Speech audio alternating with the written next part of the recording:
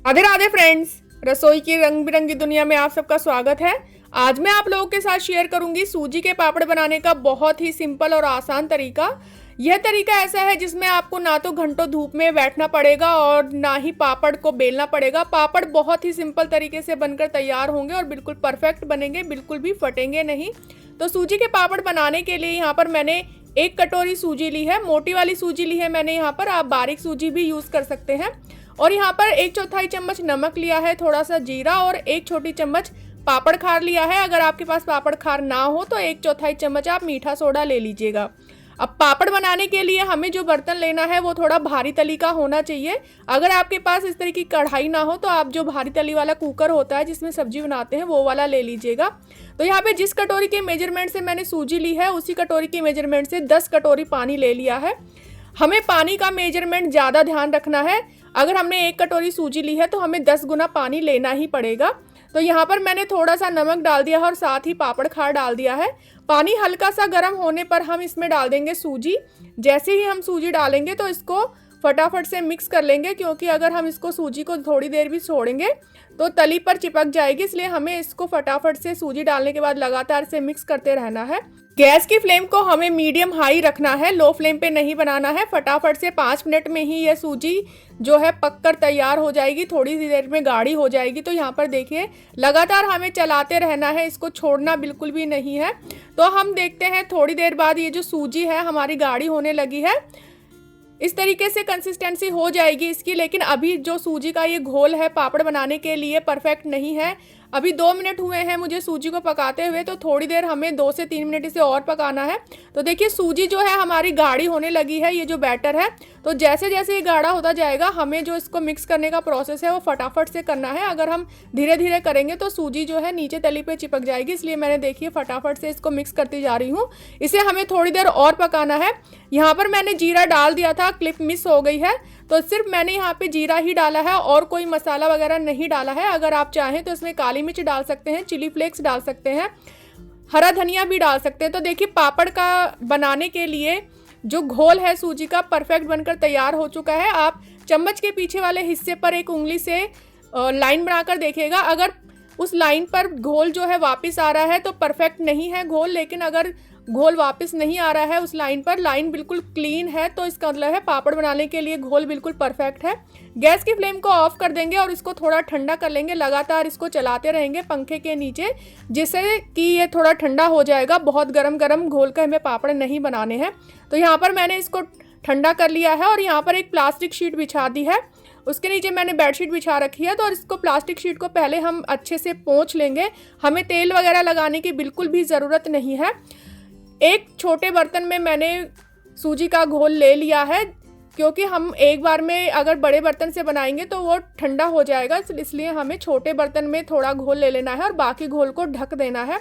और इस तरीके से चम्मच से गिराते हुए छोटे छोटे या बड़े बड़े जैसे भी आप पापड़ बनाना चाहें वैसे बना लीजिएगा। यहाँ पर पापड़ जो है हमें थोड़े मोटे ही रखने हैं, क्योंकि पापड़ सूखने के बाद बिल्कुल पतले हो जाते हैं और अगर आप पतले पापड़ बनाएंगे तो वो फट भी सकते हैं और सूखने के साथ ही वो जब हम इन्हें पलटेंगे तो टूट भी सकते हैं। तो यहाँ पर एक एक करके आप पापड़ डालते जाइएगा। और पापड़ जो हमें सुखाने हैं वो धूप में बिल्कुल भी नहीं सुखाने हैं। मैंने यहाँ पर एक कमरे में सुखाए हैं जहाँ हल्की सी रोशनी आती है। बस पापड़ को डालने के बाद आप 2 घंटे बाद पंखा चला दीजिएगा। साथ के साथ ही पंखा नहीं चलाना है। अगर आप साथ के साथ पंखा चलाएंगे तो पापड़ जो है फट जाएंगे। आप 2 से 3 घंटे बाद जब पापड़ बिल्कुल ठंडे हो जाएंगे और सेट हो जाएंगे तब पंखा चलाइएगा, तो फिर पापड़ बिल्कुल भी नहीं फटेंगे। यहाँ पर पापड़ों की जो थिकनेस है थोड़ी मोटी ही रखिएगा। तो यहाँ पे देखिए मैंने एक एक करके सारे पापड़ बना लिए हैं और इसको हमें 1 दिन के लिए छोड़ देना है। 1 दिन बाद ये जो पापड़ है अपने आप ही इस प्लास्टिक की शीट को छोड़ने लगेंगे।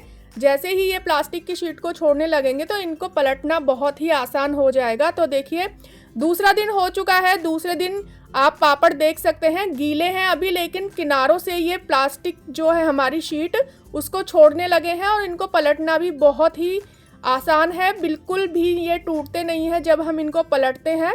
हल्का सा आप खींचिए तो अपने आप ही ये पापड़ जो है शीट पे से हटने लगते हैं और एक एक करके आप सारे पापड़ को पलट दीजिए। इसके लिए आप बच्चों की हेल्प भी ले सकते हैं। बच्चों को ये काम करने में बहुत ही ज़्यादा मज़ा आता है। तो सभी पापड़ों को पलटने के बाद आप फिर से एक दिन के लिए इन्हें पंखे की हवा में छोड़ दीजिएगा और उसके बाद सभी पापड़ों को किसी प्लेट में या थाली में रखकर आप इन्हें धूप दिखा लीजिएगा, जिससे कि ये इनके अंदर जितना भी मॉइस्चर है वो हट जाएगा और पापड़ आपके पूरे साल भर के लिए बिल्कुल भी खराब नहीं होंगे। उसके लिए आप किसी एयर टाइट कंटेनर में इसको भर कर रख दीजिएगा और जब मन करे तब इनको फ्राई करके खाइएगा। तो यहाँ पर मैंने सारे पापड़ पलट दिए हैं और उसके बाद मैंने इनको पलटने के बाद सुखा दिया था और फिर से इनको एक दिन के धूप में रख दिया था, तो जिससे मेरे सारे पापड़ जो है सूख चुके हैं। तो चलिए अब हम अपने पापड़ एक दिन के सूखने के बाद आपको इसका रिजल्ट दिखाती हूँ। तो यहाँ पर मैंने पापड़ों को एक दिन की धूप लगा ली है और पापड़ देखिए बिल्कुल भी नहीं फटे हैं और बहुत ही सुंदर बने हैं हमारे, बिल्कुल पतले पतले पापड़। तो अब इनको मैं आपको फ्राई भी करके दिखाऊंगी। फ्राई करने पर ये एकदम फूल जाएंगे, डबल हो जाएंगे इनका साइज। तो चलिए इनको हम फ्राई कर लेते हैं। तो फ्राई करने का तरीका ये है कि आप तेल को एक बार अच्छे से गर्म कर लीजिए और उसके बाद गैस की फ्लेम को बंद कर दीजिए। फिर आप एक एक करके पापड़ तलिए। ठंडे तेल में अगर आप पापड़ तलेंगे तो पापड़ बिल्कुल भी नहीं फूलेंगे। तो यहाँ पर मैंने तेल को एक बार ही गर्म कर लिया, गैस की फ्लेम को ऑफ कर दिया और एक एक करके सारे पापड़ हम इस तरीके से तल लेंगे। और अगर आपको ज़्यादा पापड़ तलने हो तो वापस से गैस की फ्लेम को ऑन करके तेल गर्म कर लीजिए और फिर से पापड़ तल लीजिए।